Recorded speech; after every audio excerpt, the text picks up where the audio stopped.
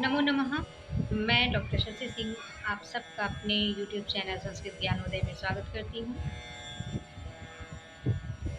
आज मैं आप लोगों के लिए नीति शतकम से कुछ महत्वपूर्ण प्रश्नों को लेकर के उपस्थित हुई हूँ, जो कि आप लोगों के लिए परीक्षा की दृष्टि से काफ़ी महत्वपूर्ण है। जो लोग वर्तमान समय में परीक्षा की तैयारी कर रहे हैं, खासतौर से कॉम्पिटिटिव एग्ज़ाम की तैयारी कर रहे हैं, उनके लिए यह वीडियो काफ़ी महत्वपूर्ण है और बेनिफिशियल है। तो इस वीडियो को पूरा देखें, स्किप करके बिल्कुल ना देखें, तभी आपको इसका लाभ मिल सकेगा और आपको ज्ञान प्राप्त हो सकेगा।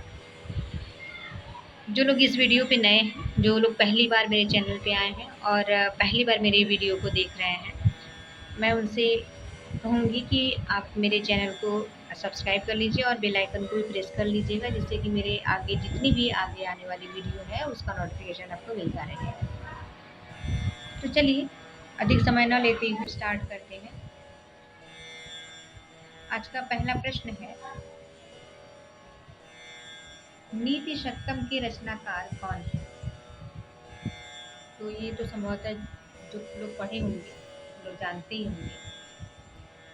तो आप लोग सोचिएगा भी और अपने मन में आप लोग सोचिए और अपना मूल्यांकन करिए कि आप कितना प्रश्न सही कर पाते हैं। ठीक है, तो ऑप्शन ए है कालिदास, बी है भौभूति, सी है भारवी और डी है भर्तृहरि। तो इसका सही ऑप्शन है ऑप्शन नंबर डी, नीति शतकम के रचनाकार भर्तृहरि। ठीक है, अब आगे बढ़ते हैं अगले प्रश्न की तरफ। अगला प्रश्न है, नीति शतक किस श्रेणी का काव्य है? मुक्तक काव्य का है कि खंड काव्य का है कि महाकाव्य का है कि गीति काव्य का है? ठीक है, तो इसका सही आंसर है मुक्तक काव्य। ठीक है, नीति शतकम मुक्तक काव्य है। यह खंड काव्य भी नहीं है, महाकाव्य भी नहीं है और गीति काव्य भी नहीं है। यह किस श्रेणी का काव्य है? तो यह है मुक्तक काव्य। मुक्तक काव्य की रचनाएं बिल्कुल मुक्त होती हैं, वह एक दूसरे श्लोक से संबंधित नहीं होती हैं। सभी श्लोक स्वतंत्र होते हैं और उनका स्वतंत्र अर्थ होता है। ठीक है, तो अब आगे प्रश्न की ओर बढ़ते हैं। अगला प्रश्न है,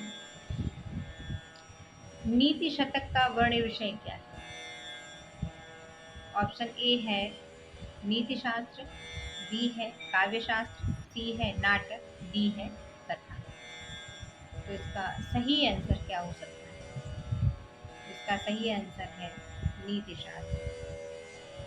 ठीक है, अब अगले प्रश्न की ओर बढ़ते हैं। अगला प्रश्न है, वाक्य पदीयम के रचनाकार कौन है? अर्थात वाक्य पदीय किसकी रचना है? दंडी की है कि भर्तृहरि की है कि बाणभट्ट की है कि आचार्य विश्वनाथ की है? किसकी रचना है?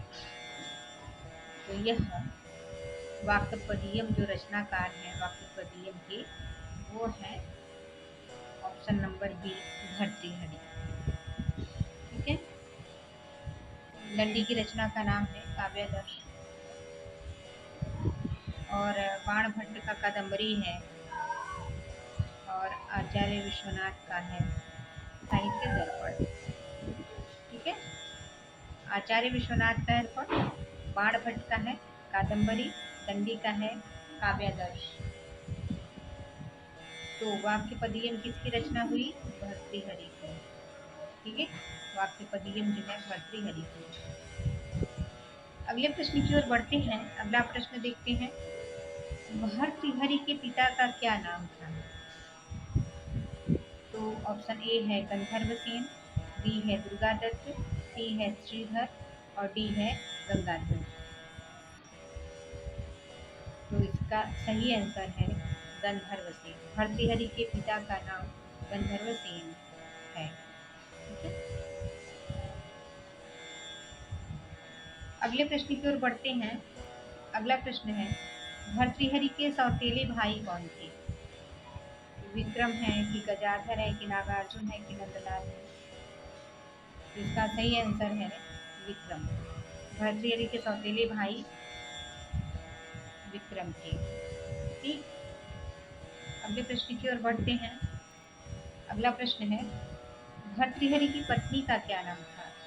ऑप्शन ए है पिंगला, बी है सावित्री, सी है गायत्री और डी है नर्मदा। जिसका सही आंसर है पिंगला। पिंगला भर्तृहरि की पत्नी का नाम है। ठीक है,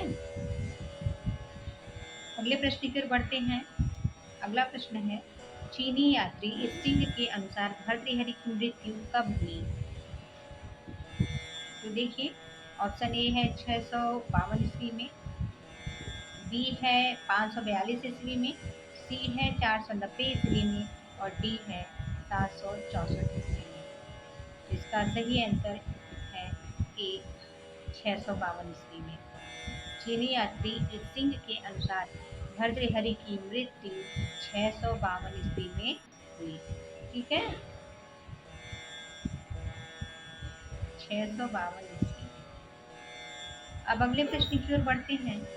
अगला प्रश्न है, संस्कृत साहित्य में कितने भर्तृहरि का उल्लेख प्राप्त होता है? इसमें ऑप्शन है 2, 3, 4, 5। ऑप्शन ए है 2, बी है 3, सी है 4 और डी है 5। तो इसका सही आंसर है ऑप्शन नंबर सी। ठीक है, संस्कृत साहित्य में कितने भर्तृहरि का उल्लेख प्राप्त होता है? तो आंसर है 4। संस्कृत साहित्य में 4 भर्तृहरि का उल्लेख प्राप्त होता। ठीक है, अगले प्रश्न की ओर बढ़ते हैं। अगला प्रश्न है, निम्नलिखित में से किस भर्तृहरि का उल्लेख संस्कृत साहित्य में प्राप्त होता है? ऑप्शन ए है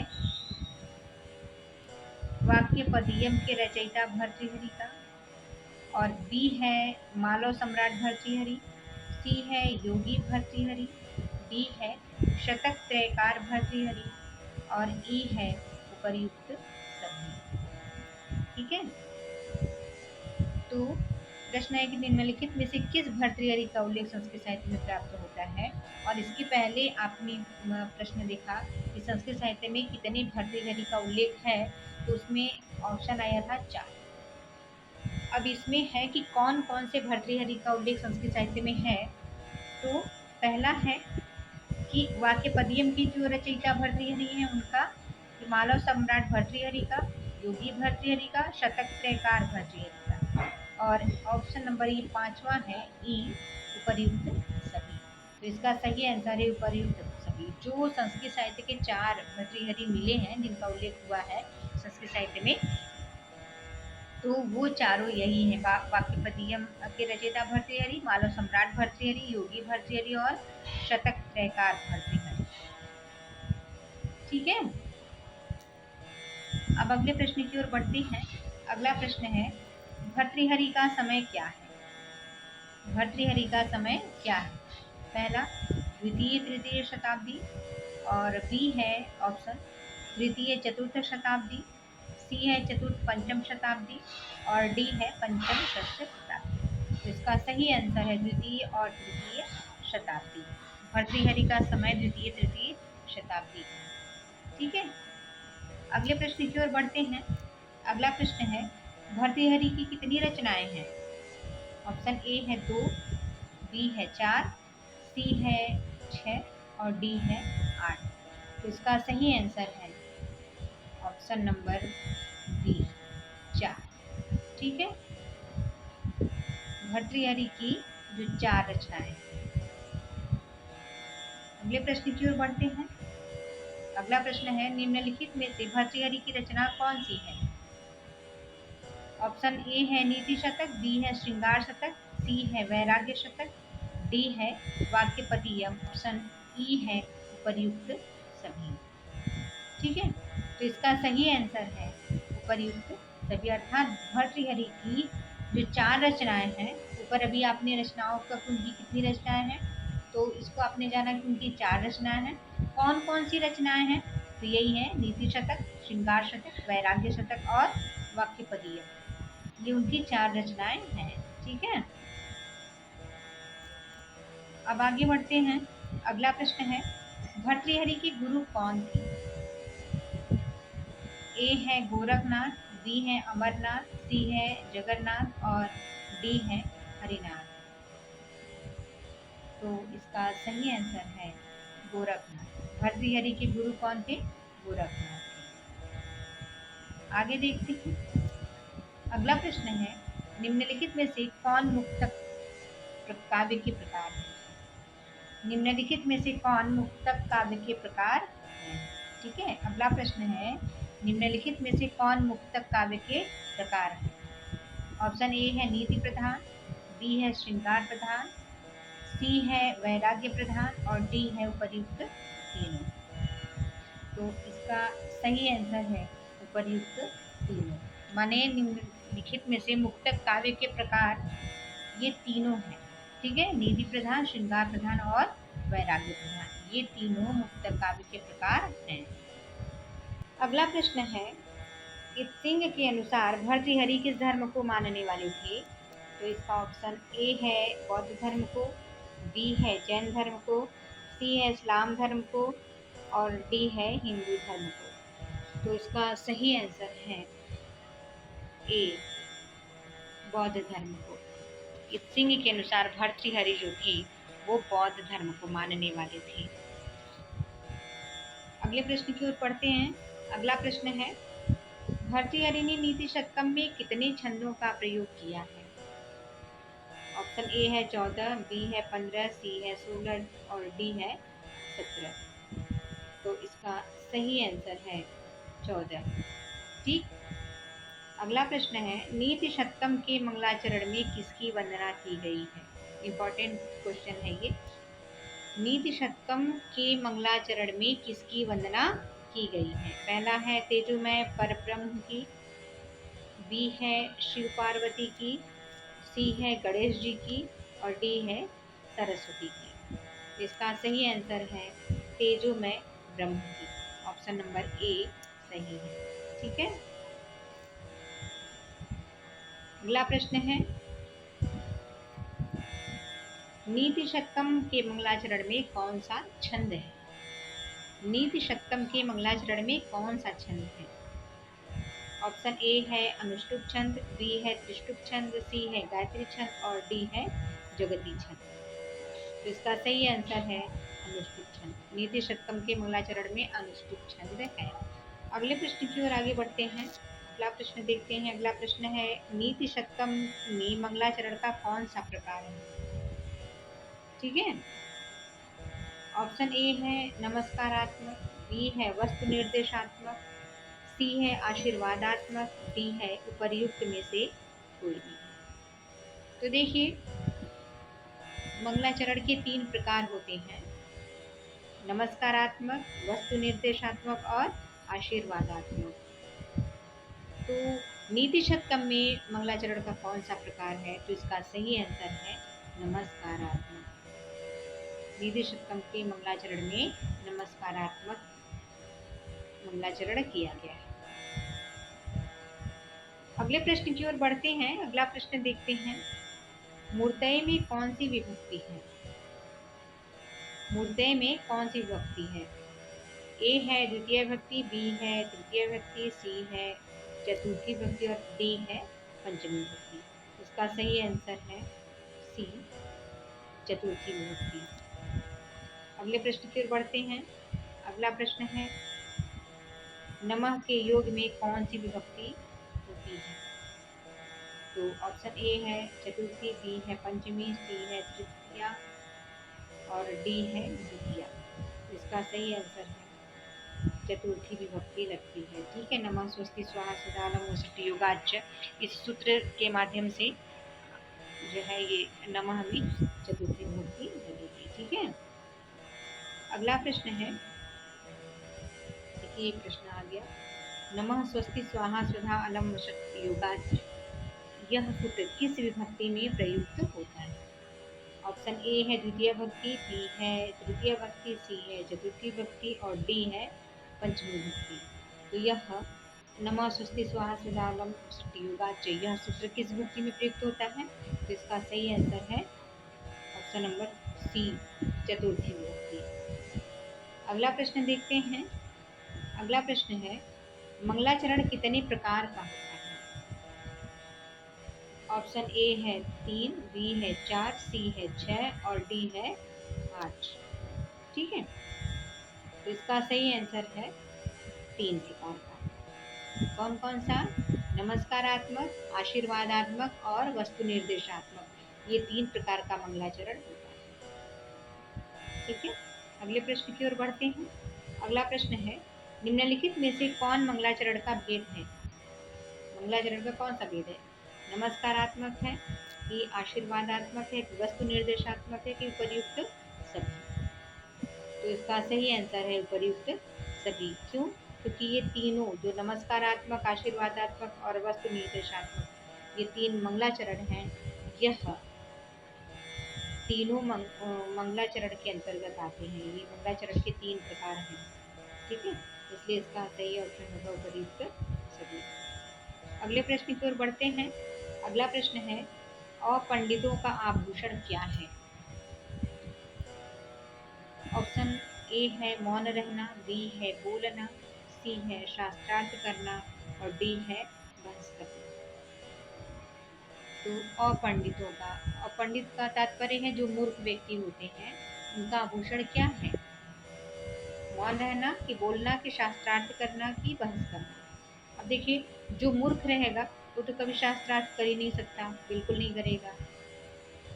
और है आभूषण क्या है? अगर वो बोलेगा तो उसकी विद्वत्ता का आभास हो जाएगा, पता चल जाएगा, तो इसलिए बोलना भी ठीक नहीं है। बहस भी नहीं कर सकता, तो उसका आभूषण क्या है? तो इसका सही आंसर है मौन रहना। मौनम अपंडितानां मौनम विभूषणम। ठीक है, माने अपंडित जो मूर्ख व्यक्ति हैं, यदि विद्वानों की सभा में बैठे हैं, भर्तृहरि कहते हैं कि मौन व्यक्ति यदि विद्वानों की सभा में बैठा हो और वह मौन हो, तब तो ये समझ लो कि वह विद्वानों से भी बढ़कर विद्वान है ना। उसका जो मूर्खता है वो छुप जाएगी, दिखेगी नहीं, पता नहीं चलेगा। लेकिन अगर वो विद्वानों की गोष्ठी में बोलता है कुछ, तो उसकी मूर्खता प्रकट हो जाएगी। तो इसलिए जो अपंडितों का आभूषण है वह क्या है? मौन है। ठीक है, मौन रहना। अगले प्रश्न की ओर बढ़ते हैं। अगला प्रश्न देखते हैं। अगला प्रश्न है, स्मय शब्द का क्या अर्थ है? स्मय शब्द का क्या अर्थ है? ऑप्शन ए है अहंकार, बी है घृणा, सी है ईर्ष्या और डी है दया। इसका सही आंसर है अहंकार। अगले प्रश्न की ओर बढ़ते हैं। अगला प्रश्न है,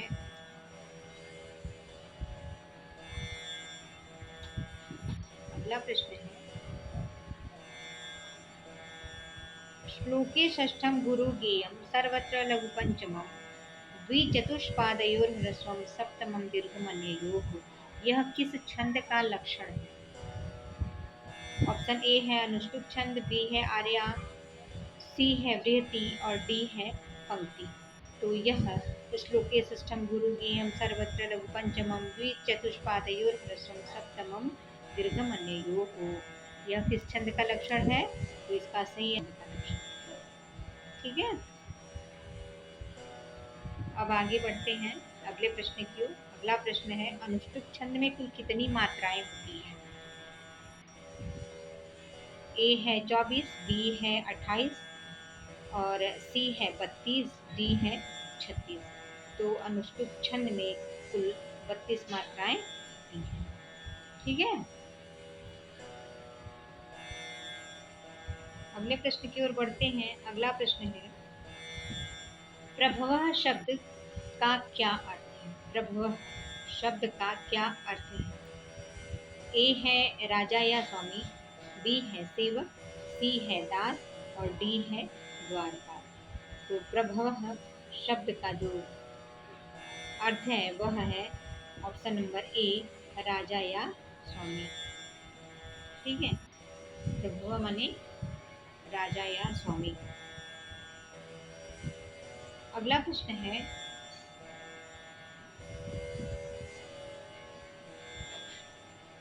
ये दोबारा से प्रश्न आ गया है।